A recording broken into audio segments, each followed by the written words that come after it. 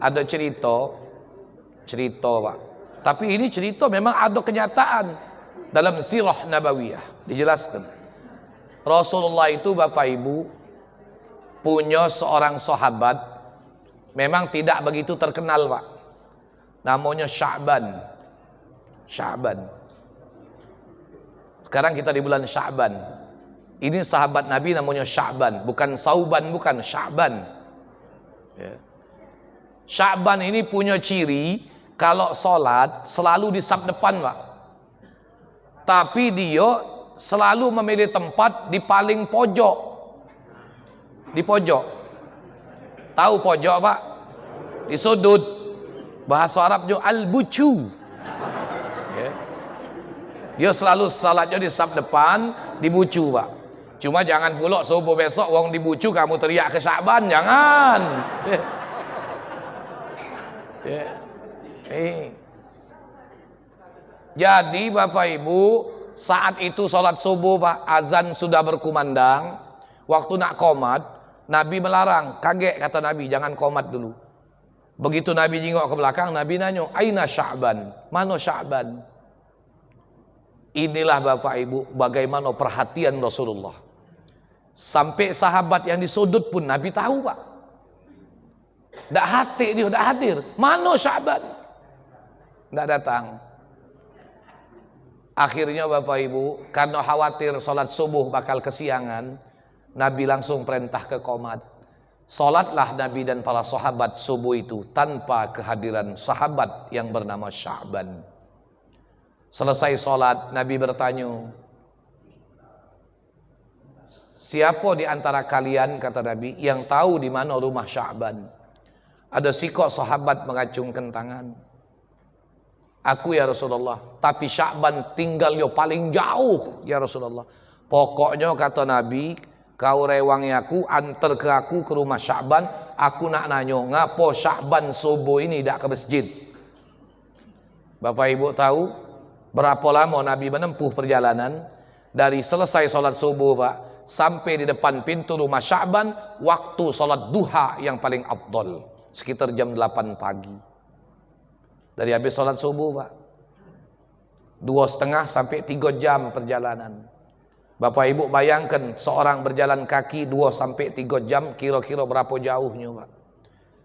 Begitu sampai di depan pintu rumah Sya'ban, diketuk, Assalamualaikum. Dari dalam kedengaran suara jawaban salam seorang perempuan dengan suara yang berat. Begitu dia buka pintu, dia tanya, siapa kalian? Apa kata Rasulullah? Aku Rasul sallallahu alaihi wasallam. Benar ini rumah Sya'ban? Benar ya Rasulullah. Anda siapa? Kata Rasulullah. Aku istrinya ya Rasulullah. Saya istri Sya'ban. Apa kata Rasulullah? Ngapo Sya'ban tidak hadir salat subuh pagi ini? Istrinya jawab dengan suara yang berat, ya Rasulullah, tadi pagi Sya'ban telah dipanggil menghadap Allah subhanahu wa ta'ala. Ternyata Bapak Ibu, sebelum subuh Sya'ban sudah wafat. Ternyata tidak ada uzur yang menghalangi Sya'ban untuk hadir berjamaah di masjid, kecuali uzur juga karena ajal. Karena dia meninggal. Akhirnya dia beranikan diri, ya Rasulullah, kami sekeluarga bingung. Kenapa? Kata Rasulullah. Tadi pagi ya Rasulullah, sebelum Sya'ban wafat, menjelang dia sakaratul maut, Sya'ban sempat menjerit 3 kali. Kami tidak paham apa makna dari jeritan Sya'ban tersebut. Apa kata Rasulullah? Yang pertama ya Rasul, dia menjerit, oh kenapa tidak lebih jauh? Yang kedua, oh kenapa tidak yang lebih bagus? Oh kenapa tidak semuanya? Kami bingung apa maksud jeritan Sya'ban ini. Sebab setelah dia menjerit yang ketiga kali ya Rasulullah, dia wafat. Kata Nabi, walaupun dia menjerit 3 kali, tapi Sya'ban matinya husnul khotimah. Kenapa? Nyesel kata Nabi. Nabi terdiam Bapak Ibu, Nabi lama narik nafas. Akhirnya Nabi baca ayat dalam surah Qaf pada ayat 22. Laqad kunta fi ghaflatin min haza, fakashafna anka ghita'aka fabasarukal yauma hadid. Ayat ini dibacakan oleh Rasulullah. Kau tahu tak kata Rasulullah? Inilah kenyataan dari firman Allah tadi yang terjadi pada diri Sya'ban. laqad kunta fi ghaflatin min haza, demi sungguh kau telah dilalaikan tentang perkara ini. Fakasyafna anka ghita'aka, maka kami bukakan kepadamu apa yang menjadi penutup pandangan matamu. Fabasarukal yauma hadid, maka pada hari ini engkau melihat dengan penglihatan yang tajam yang tidak terhalang sedikit pun. Tahu kau, kata Rasulullah, kenapa Sya'ban menjerit?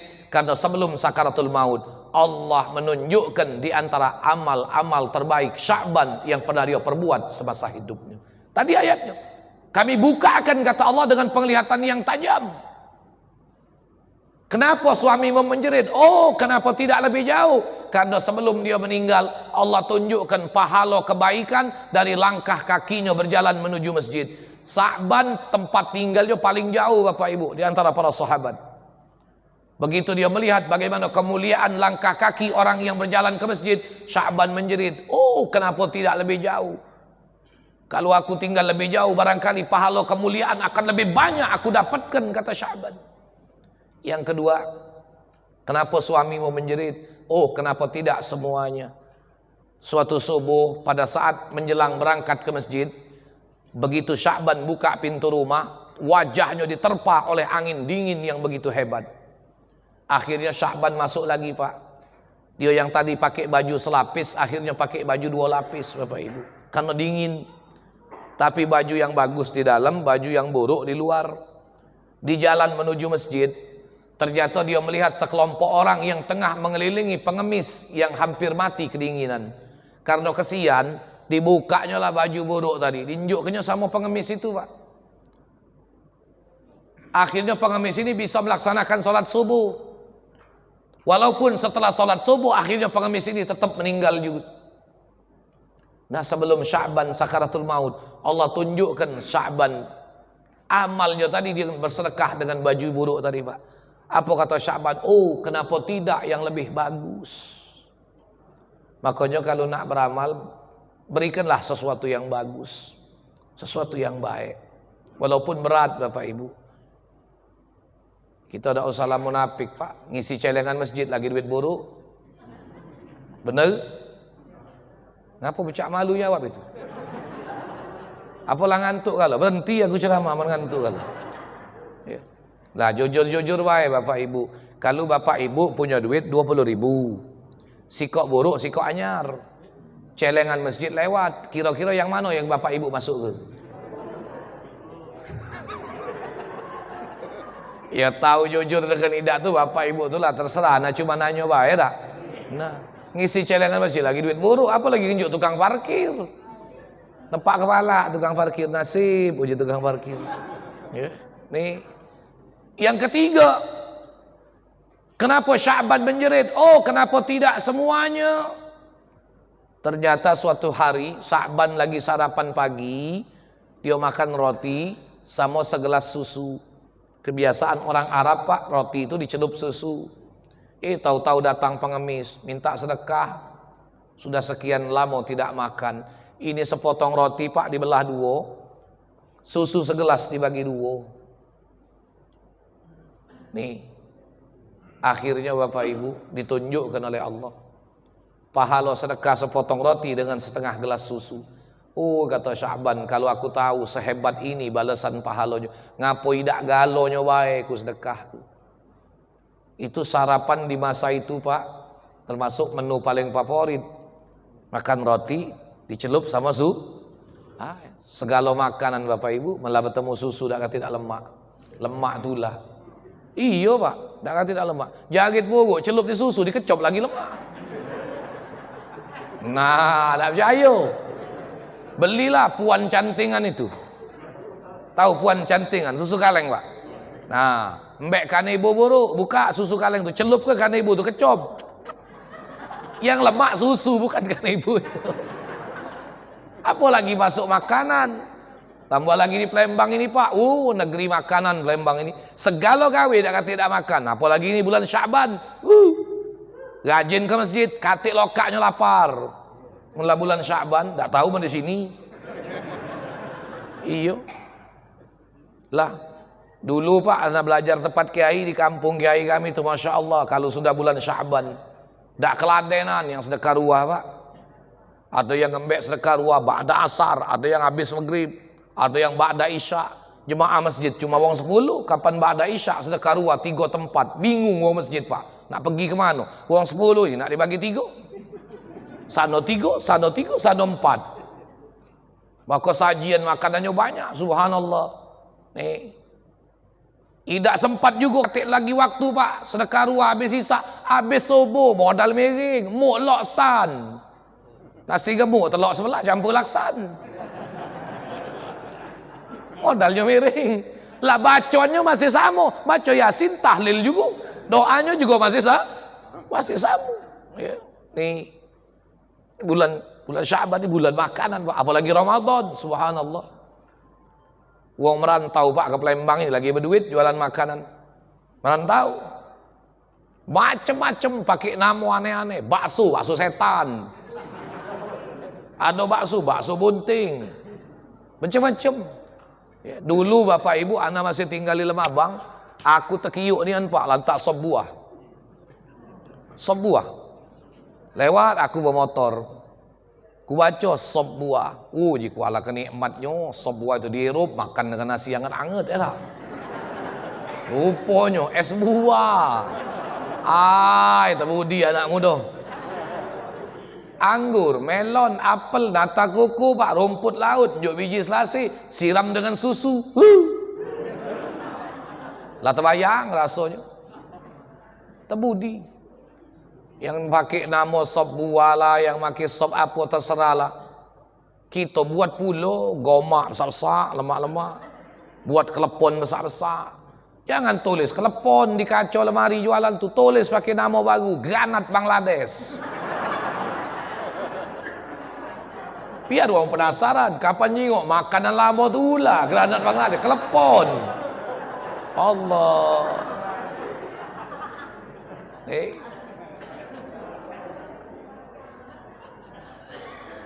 Lanjut, Jama. Lanjutlah dewek, aku nak balik. Ada tamsil yang lain, Bapak Ibu. Allah tunjukkan kepada Nabi. Sekelompok orang berjalan sambil jalan, mukul kepala, pecah kepalanya, Pak. Sepanjang jalan, darah ngucur dari kepalanya. Manhum ya Jibril, siapa mereka wahai Jibril, kata Rasulullah.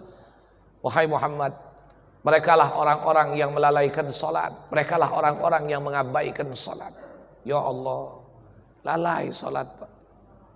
Kita peringatan Isra wal Mi'raj, pada hakikatnya Bapak Ibu intinya mengingatkan kita akan arti pentingnya salat bagi kita seorang muslim. Jangan main-main dengan urusan salat. Sebab amal pertama yang bakal diproses adalah amal salat. Awwalu ma yuhasabu bihil abdu yaumal qiyamah as-salah. Amal seorang pertama kali yang bakal dihisab di hadapan Allah adalah urusan salat. Ada wong Bapak Ibu kalau diingat ke salat, jawabnya apa? Diajak salat, Pak. Lajulah dulu Pak Ustaz, ngarung doa benetip salam. Lemak nian ngomong. Diajak salat, Pak, jawabnya ngarung doa nitip salam. Aku sempat berpikir, jika apa Tuhan ni bermisan dengan bapaknya, malah kelemak dia ngomong. Iya. Diajak salat, jawabnya ngarung doa nitip. Makanya Bapak Ibu, anak sering sampai ke dalam ceramah, kita kalau baca Yasin jangan baca Yasin Yasin wal Qur'anil Hakim. Baca artinya. Ada satu ayat, Pak, dalam surat Yasin. Ya hasratan 'alal ibadi ma ya'tihim mir rasulin illa kanu bihi. Salut aku jemaah Masjid Nur Huda, hafal galo artinya apa dia? Kecelakaan, kebinasaan atas golongan hamba yang mereka telah mencemooh syariat yang Allah amanatkan melalui Rasul mereka. Salat itu syariat yang Allah amanatkan melalui Rasulullah. Diingat ke salat, jawabnya ngarung doa nitip salam. Mati ngantu kau, jangan macam-macam. Bapak Ibu, ketika puasa cukup Jibril datang, zakat cukup Jibril datang, haji cukup Jibril datang, tapi salat Rasulullah yang dimi'rajkan oleh Allah Subhanahu wa taala. Ini menunjukkan kedudukan salat istimewa dibandingkan semua ibadah yang lain dalam Islam. Maka jangan main-main dengan sholat. Yang sholat lagi nasibnya belum tentu selamat, apalagi yang tidak sholat. Yang rasa sholat jangan berbangga hati. Jangan melecehkan yang belum sholat. Sebab Bapak Ibu, senjata hawa nafsu yang paling halus ini menjatuhkan manusia dalam ujub. Merasa bangga dia sudah bisa jadi orang yang ibadat. Merasa bangga dengan jadi orang yang bisa sudah beramal soleh. Dia ngerasa sudah jadi orang baik, Pak. Nih, ini ujub ini. Dia yang paling halus senjata hawa nafsu. Maka kalau kita sudah jadi orang sholat, orang ibadat, doakan saudara kita yang belum sholat. Ya. Yang sholat lagi juga belum tentu benar, Pak. Benar? Benar. Apa, Pak? Sholat yang bagaimana? Ya. Nah, itu tanda, Pak. Berhentilah berarti. Kadang-kadang kita masuk masjid, Pak. Di dinding masjid ada tulisan. Pernah Bapak Ibu barangkali ketemu ada tulisan, sudahkah Anda sholat? Pernah tidak ketemu, Pak? Iya, pernah kan? Itu tujuannya untuk mengingatkan kita sholat. Tapi kalau kita lah tua ini, Pak, rasanya tidak pantas ditanya, sudahkah Anda sholat? Seorang mukmin yang baik itu sadar akan kewajiban jingok jam. Kalau udah 1:30 siang, ya sudah. Yakin waktu zuhur sudah masuk, ya tak? Nah, walaupun suara azan tidak kedengeran, laksanakan sholat, mbak wudhu sholat. Nah ini wong yang sadar jingok jam 1:30 siang. Nah itu juga menceramah, jingok melampir sejam setengah, berhenti yuk.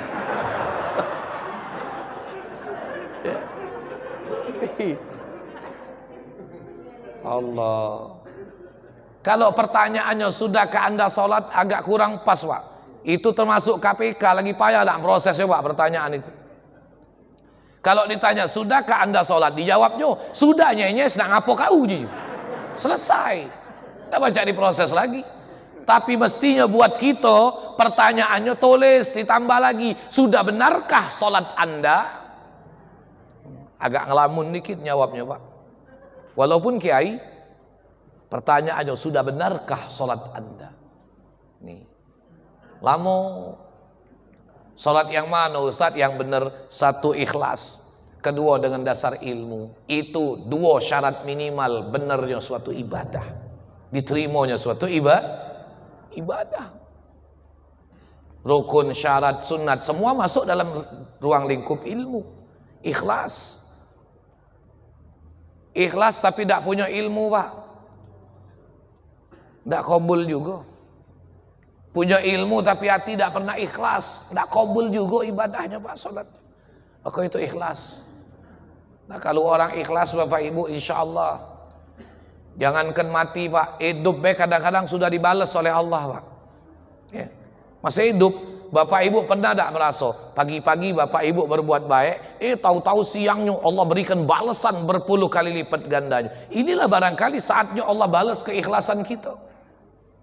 Tadi pagi Ustaz aku sedekah duit 5.000, tapi siang ya Allah ratusan kali lipat dibalas oleh Allah. Inilah buah ikhlas, Pak. Orang ikhlas kadang-kadang balasannya di dunia sudah diberikan oleh Allah, Pak.